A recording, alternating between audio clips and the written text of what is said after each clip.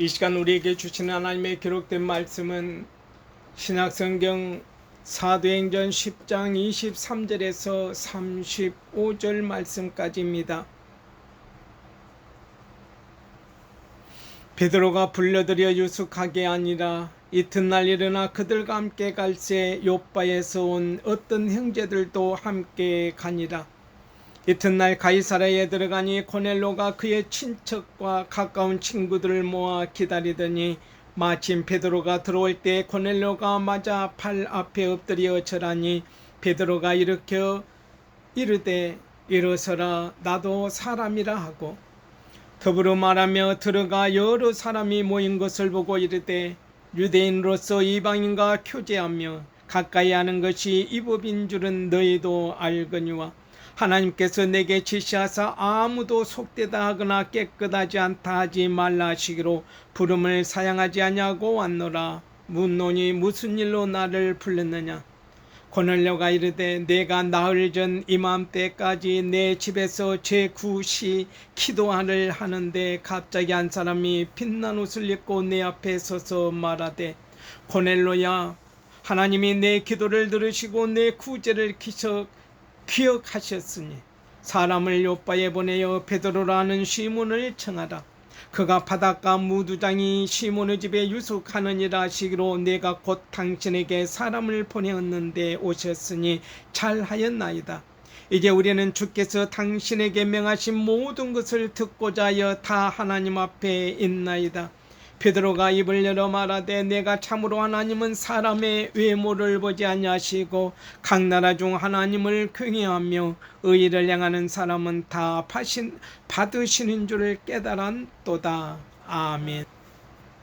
2024년 8월 11일 오늘 이 한 시간 하나님 앞에 나와 예배하는 모든 하나님의 자녀들 백성들 위해 우리 구주 예수 그리스도의 은혜와 하나님 아버지의 사랑하심과 성령님의 감화감동 교통하심의 역사가 영원토록 함께 없이기를 축원합니다.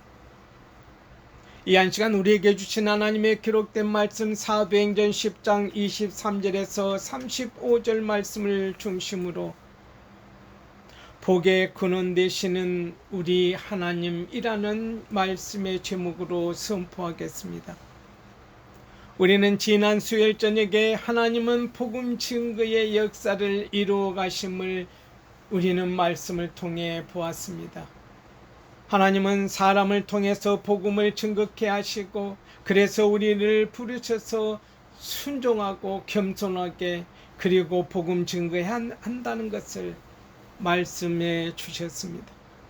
따라서 예수 그리스도를 믿음에 있어서 처음 전도되어 복음을 받아들여 예수를 믿기로 작정하여 주님 앞에 나와서 스스로 서서 신앙생활을 할 때까지의 그 단계를 보면은 세 단계가 있음을 보게 되어집니다.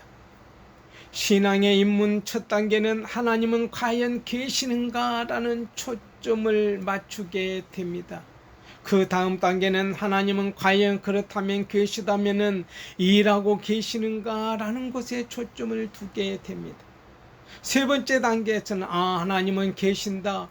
지금도 살아계셔서 역사하시고 계신다. 그렇다면 어떻게 하면 하나님의 살아계심에 관하여서 그분의 손에 붙들림 바 되어져서 쓰임받을 수 있을까라는 단계입니다. 세 번째 질문은 우리는 인생의 의미를 추구하고 우리의 삶의 열매를 맺으며 살기를 원하는 사람들이 하나님 앞에 드리는 질문일 것입니다. 그래서 우리의 삶의 목적을 주시고 따라서 그 목적을 이루어 가시는 하나님 앞에 우리 자신과 우리 가정과 교회와 이 나라 민족과 이 땅이 모두가 다 하나님 앞에 발견되어져서 구별되어져서 부르심을 받아 하나님의 거룩한 선한 도구로 쓰임받는 것이 우리의 기도 제목이고 우리의 마음의 소원일 것입니다. 오늘 본문 말씀으로 돌아가서 하나님은 무엇을 하고 계시는가라는 질문을 한번 던져보겠습니다. 하나님께서는 하나님의 백성들의 기도를 들으시며 그 삶 하나하나를 살피신 것을 오늘 말씀 10장 4절에 말씀하고 있습니다. 천사가 가로되 내 기도와 구제가 하나님 앞에 상달하여 기억하신 바가 되었다라고 말씀하고 있습니다. 우리가 전에 보았었던 사도행전 이 말씀 10장 4절 말씀에 고넬료를 통하여서 말씀하시는 말씀일진데, 고넬료는 로마의 백부장으로서 늘 기도하는 사람이었다라고 10장 2절에 말씀합니다. 그런데 갑자기 하나님의 사자인 천사가 나타나서 너의 기도와 너가 구제하는 모든 것들이 다 하나님 앞에 상달되었다라고 말씀하고 있습니다. 하나님은 성도들의 기도를 들으시고 성도들의 삶을 살피시는 하나님이신 것을 요한계시록 5장 8절과 8장 3절에 말씀하고 있습니다. 우리가 적어도 끈기 있게 기도의 자리에 있으려면 하나님은 우리의 기도를 들어 응답해 주신다는 확실한 믿음이 있을 때 그렇게 될 수 있습니다. 그 확신이 우리의 마음에 충만하게 될 때에 외부적인 조건과는 상관없이 오직 하나님 앞에서 기도 생활을 계속 이어갈 수 있게 되는 것입니다. 성도의 축복 중 하나는 기도를 들으시는 하나님에 대한 확신을 가질 수 있는 것입니다. 주님이 기도를 들으신다는 불변의 확신을 가지게 될 때에 주님 앞에 겸손히 엎드려 기도할 수 있는 것입니다. 고넬료는 하나님께 기도하는 사람이었다라고 성경은 말씀합니다. 그것은 독백이 아니고 하나님과의 대화를 말씀합니다. 우리의 기도 수준이 독백에서 대화 수준으로 올라가려고 한다면 하나님의 존재하심 뿐만 아니라 하나님께서는 우리의 기도에 관심을 갖고 계시고 우리의 기도를 들으신다는 확실한 믿음이 있어야만 합니다.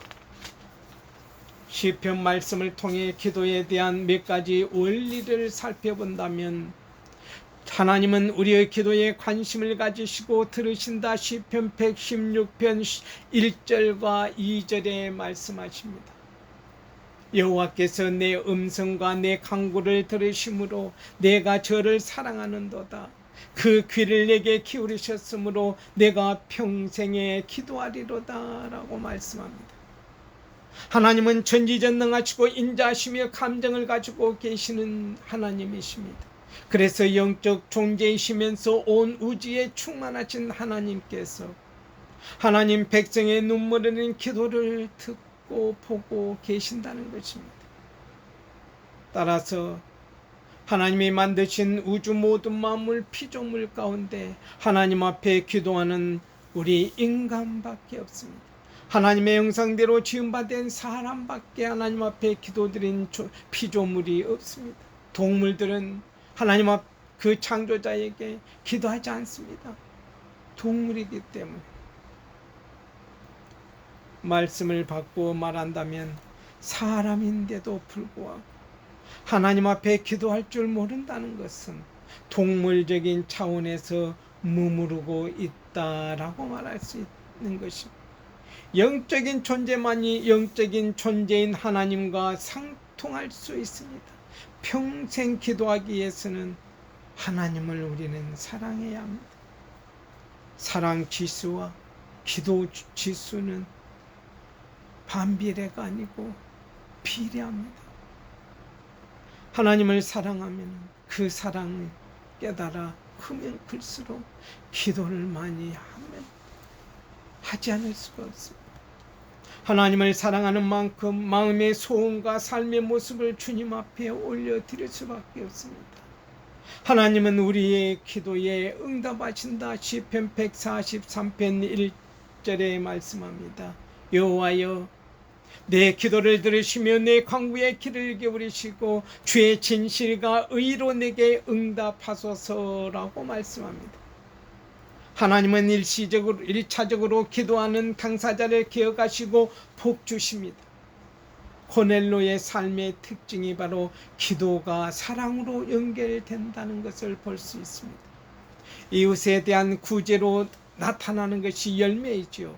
구제는 다른 사람의 필요를 채워주는 것인데, 따라서 잘못된 기도는 우리 자신에게만 머무르게 합니다. 그러나 자신에게 주어진 응답이 공유되어야만 합니다. 자신에게 주신 축복이 다른 사람과 나누어지게 될 때 하나님은 영광을 받으신다는 것입니다. 축복된 기도자는 하나님의 응답을 받고서 이 응답을 온 가족들, 이웃들과 함께 공유합니다. 기도와 구제가 같이 간다 말씀하신 것처럼 기도는 사랑의 표현으로 반드시 열매를 맺어야만 합니다. 고넬로는 구제의 열매를 맺었습니다. 하나님은 무엇을 하고 계시는가? 라는 질문에 하나님께서는 하나님의 백성들을 사용하시어서 복음 사역을 이루어 가시고 계신다라고 볼 수 있습니다. 하나님은 사람들이 해야 할 일을 대신하지 않습니다. 우리가 해야 할 일은 따로 있습니다. 복음 사역에 있어서 복음을 전하는 것과 복음과 하나님을 받아들이고 하나님을 섬기는 것은 하나님의 사람들에게 맡겨진 영적인 특권입니다. 하나님은 우리의 기도를 들으시고 우리의 삶을 새롭게 만들어 가십니다. 하나님은 하나님의 사람들을 통해서 여전히 봉사할 수 있도록 힘을 주십니다. 그로 어떻게 하면 하나님 앞에 발견되어 선한 도구로 쓰임받는 하나님의 사람이 될 수 있는가?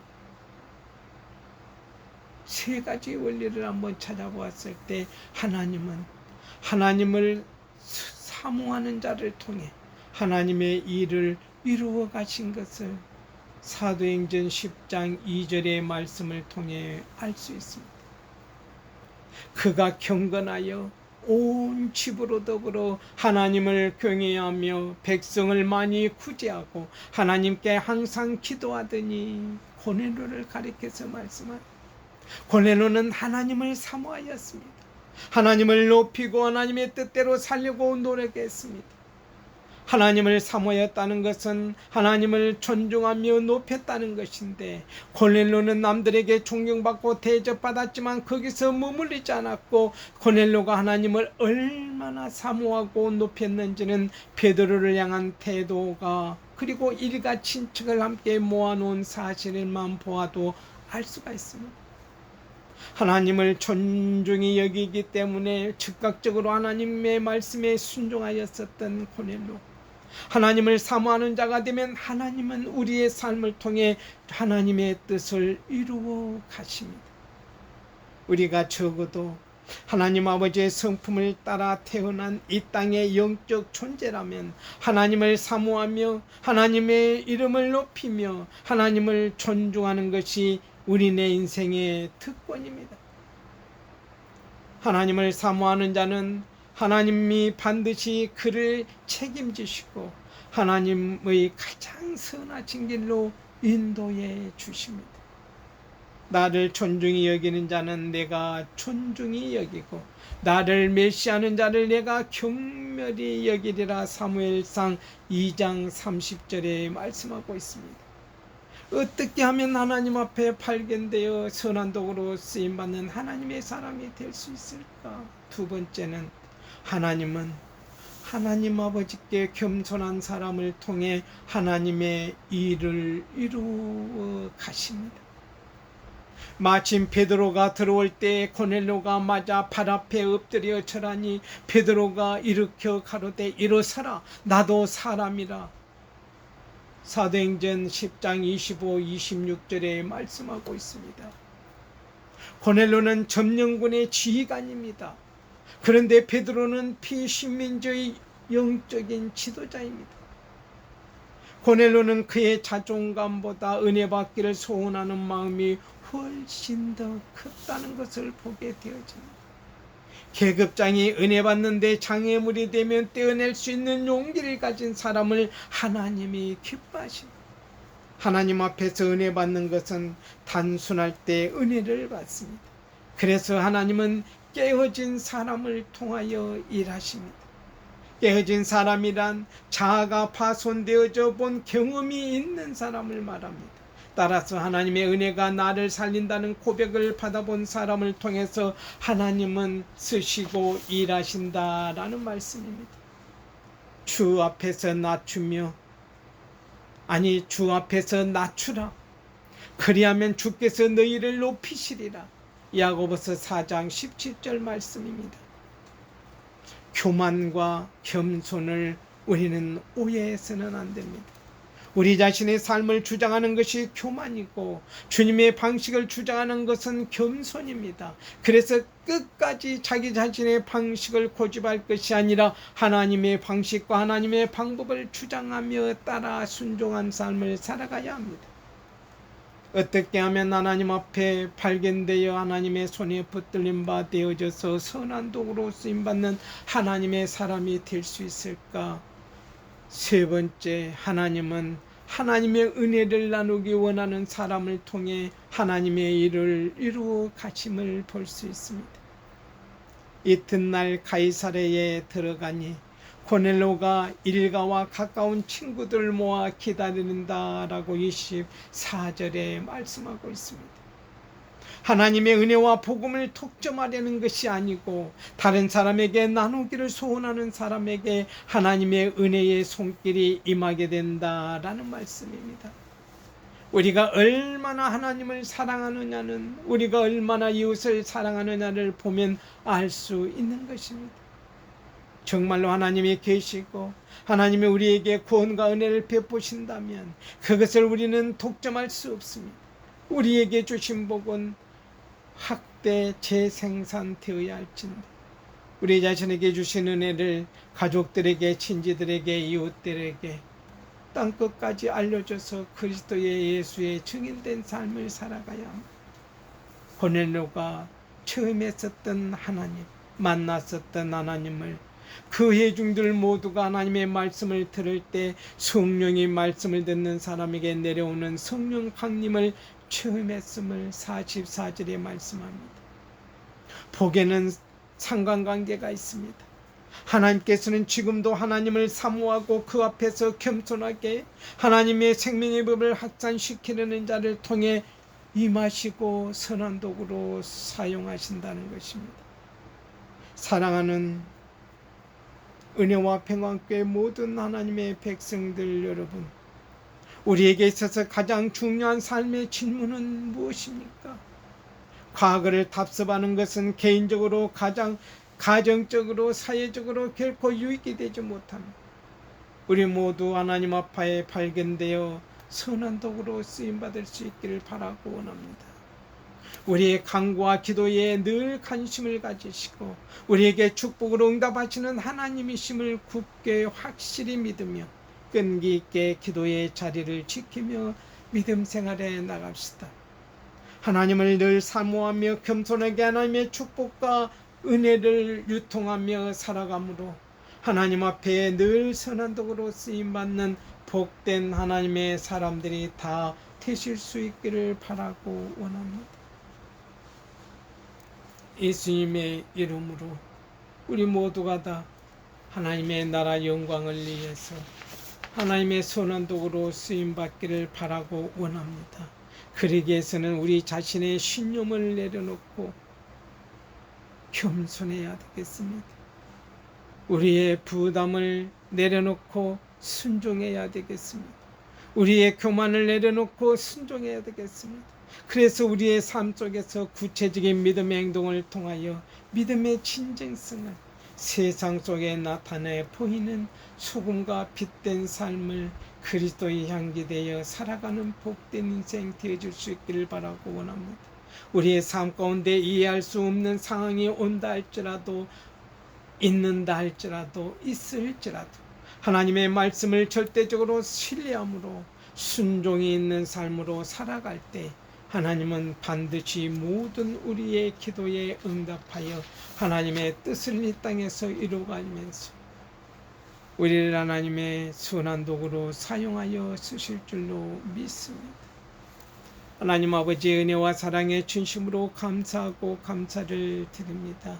기도하는 사람이었었던 고넬료, 하나님의 말씀을 사모했었던 고넬로, 하나님만을 사랑했었던 고넬로, 그의 믿음을 통하여서 그의 가족과 여러 친구들과 친지들이 예수를 믿고 구원받을 수 있었던 것처럼 겸손함과 섬김의 삶으로 하나님 앞에 영광님 복된 삶을 살아가는 우리 모두 되게 하옵소서. 주님, 고넬로에게 찾아오셔서 말씀하신 주님, 우리에게 말씀하셔서 우리를 지명하여 부르셔서 하나님의 자녀 백성 삼아주셨사오니 우리를 통해서 이루시고자 하는 하나님의 뜻과 섭리와 교회 가운데 보내셔서 선한 도구로만 하나님의 나라 영광 위에서만 사용하여 주시옵소서. 예수님 이름으로 감사하며 기도드리옵나이다. 아멘. 사랑하는 여러분, 우리의 길이요 진리요 생명이요 소망과 구원 되시는 예수님만 바라봅시다. 예수님께서 주신 큰 꿈과 소망을 가지고 항상 기뻐하며 쉬지 말고 기도합시다. 범사에 감사하며 하나님의 나라 확장 건설을 위해 복음 전합시다. 말씀으로 사람을 세우고 가르치는 예수님의 제자로 살아가시기를 바랍니다.